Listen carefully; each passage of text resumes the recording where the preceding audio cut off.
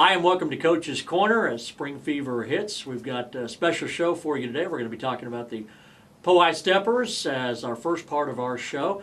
Spring break is upon us, and spring sports are upon us as well. The HiSteppers, though, they don't have a season. There is no season for high stepping, but spring does come with it a very special time, and as Kristin Bohan will tell us, your girls are within, what, about 2 weeks of going to nationals, right? Yeah, we are. We actually 3 weeks. We go to the last weekend of spring break. So I don't know if it's a special time, but it's a bit stressful. But yeah, it is definitely upon us. Unlike a lot of sports, though, you guys you're one of the few year-round activities where you go through the summer, you start in the fall, and you really don't end until after spring break. Yeah, that is very true. We definitely do not have a season. It's almost 12 months out of the year. And you know, it's interesting because this morning at practice I was telling my girls we work all year long for about 12 minutes on the floor at nationals because we do 4 team routines. They're about 3 minutes apiece. So you're looking at 12, 14 minutes on the floor that you've worked all year long for. So it is a lot of stress. It's a lot of pressure. Well, put that in perspective. If a basketball team was given 3 minutes to make or break their season, that's kind of what it is. It is. Everybody else gets a loss. You can have 2 losses or 3 losses. For your squad, there is no margin for error, is there? You know, there really isn't, and you can't have an off day. And everybody has an off day, and you truly can't at nationals because if one of your dances is off, you're pretty much done. And so everything you put on the floor counts, and that's hard. That's hard. And for those that aren't familiar, our dance squad, you start preparing for this competition. I mean, you've been preparing all year long.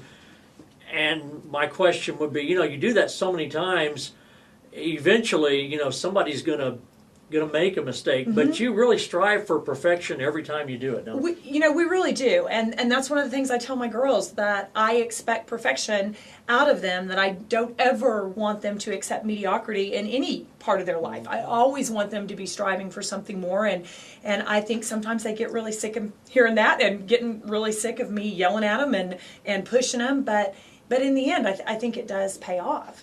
So it is the state tournament, if you will, of a lot of states. It's in Denton, Texas, I guess is where you're going again this year. Yes, it is in Denton, Texas again, University of North Texas, and it's the last weekend of spring break, so we'll leave Friday the 22nd, and we'll be back Sunday the 24th, and hopefully with a few national championships. With some hardware exactly. as well. And I've been through this. If you think a high school football game or a basketball tournament or a wrestling match is high pressure, go to one of these events where you've got many of the best teams from not only Texas but a lot of area states. This is not just a state competition. No. This is a national competition.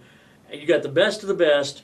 Everybody's under that same umbrella of pressure, and I was always amazed at how well everybody responded. Very rarely do you see a mistake in these. Some are better than others, but very rarely do you count on a mistake costing a group a title. Right. No, that's very true. And we do prepare all year long. Now, have we practiced these 4 dances all year long? No. Because, of course, we have football season, and some of that choreography is different. But as far as technique, as far as projection, as far as what you have to do on the floor, yeah, we have been working on those things all year. And then the actual dances themselves, I choreographed 2 of them, and then some outside choreographers choreographed the other 2. I choreographed our hoop and our kick, and our military and our pom were choreographed by outside choreographers, but we probably started late October, early November with the hoop, with my choreography, so it's been there. A lot of stuff to remember, but not only do your captains have to be a part of that, they have individualized events that they're going to be part of, and I don't mean to put you on the spot, but I bet you could come up with their names off the top of your head. Sure. My captain is Megan Swinehart, and then I have 2 other senior lieutenants, and that's Susanna Parks and Katie Nipper. And then my junior lieutenants are Megan Lee, Kristen Miller, and Natalie Martin. And they are competing in 3 they compete in the officer category, and it's three totally different routines than what we do in team.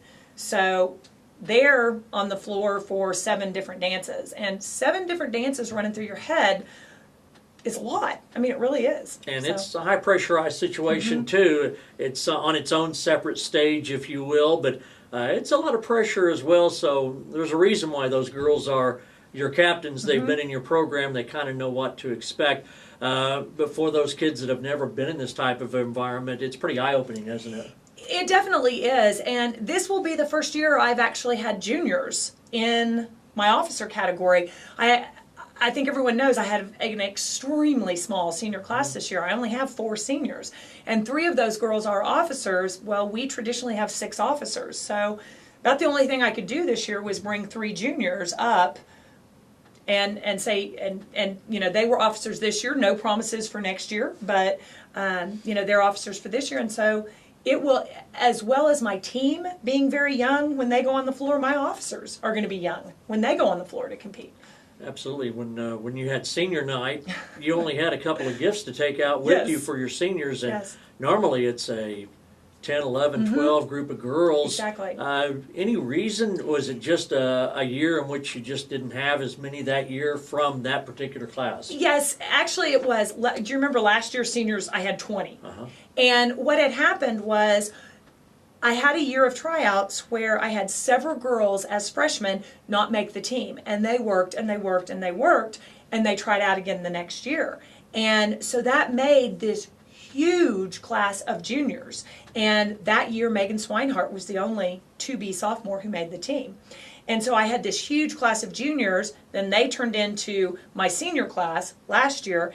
And I picked up 2 more girls as to be juniors, and then I picked up Sarah McGlone this year as my 4th senior. So it was just kind of one of those tryouts that a lot of girls tried out again and made it. So is this in telling that your next class next year is going to be another big class? Yeah, it is. So the number of girls that are going to be able to make your squad are going to be a little bit more limited then, I guess. Well, you know, I always tell the girls, and I've been trying to say this around school too, your spot is not guaranteed. Right. And I tell you, with 31 returning members, that's basically asking a second set of judges to call a tryout basically the same way 2 years in a row.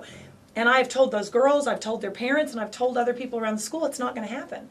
And I think it's very possible I will have some returners not make the team again. And you got some talent coming up from the junior highs, and those kids who have been in gymnastics. You know, you get 3 or 4 that are really, really good. Exactly. You start. That's a good problem to have, I guess. It is. It's a great problem to have. It will kill me if some of our returners don't make it. However, you know, that's the nature of the beast. It just happens, and I've told my girls, you're gonna have to be there every single minute, and you're gonna have to be taking those tryouts seriously. And if it doesn't work out for you, be thankful for the year that you had this year. And if they're in a class that they can try out again, then try out again after that. Do you find that it keeps those girls though pushing to excel, whereas maybe if they felt more comfortable, they might not go to those extreme heights to try to be the best they can be? Oh, I do. I think I will be honest, with 20 spots open last year, I think some of my returners relaxed. And I don't think they're going to be able to do that this year. And I think some of my girls are really beginning to start to feel that pressure too, when they hear girls talking at school about they're going to try out, and they know that these girls have had dance or they've had other, you know, experience. Then, you know, it is pressure, and it does force them to excel even more than they have. So the national competition is the last part of spring break. You come back. When do you have high stepping tryouts after that? We come back March 24th, and drill team tryouts start March 25th. We're in the gym 7 o'clock that next morning, and tryout itself is April the 3rd, Wednesday, April 3rd. So we have a week and a couple of days of practice, and then they'll try out. Now, you and Donnie have little kids coming Yes, up, we but do. You still enjoy all this? Is this still kind of what you want to do? You know, I do. I do still enjoy it, and I do still think I'm pretty good at it, so Right. not to blow my own horn, but I think that it is something that I enjoy doing, and that I feel like I kind of have a calling for. And Donnie is awesome in that he can take up the slack for me, basically. When I'm not there, he's around, or he brings the kids up to the games, or something like that. So it's really nice, and it's weird. I don't know what my kids would do if I weren't the drill team coach. Every once in a while I say, well, what would happen if mom retired? And oh my gosh, that would be terrible. Luke likes to be around all the pretty girls, right. and Reagan wants to dance. So, she likes being around it. Well, I'm sure she'll have to excel too, or she won't. But That's exactly right. But I don't know what your mom would do if you didn't have this too, because I she's know. right in the middle of all this I stuff know. too. She so loves it too. It's And kind of a family affair. It definitely you guys, is, and she danced and was kind of an inspiration for me. So Yeah. it's neat to have her. At these I ask things. you that because I know that one day the day may come, but it's not right now. No, You're it's too not. into the program right Yes, now. I am. Absolutely. I am. I've worked too hard. Well, good luck at Nationals, and I know that no matter what happens, you guys will give a great performance. And, Thank you. Good luck against all those Texas schools too. Thank you very much. Kristin Bohan, she is our high-stepping coach here on this week's edition of Coach's Corner.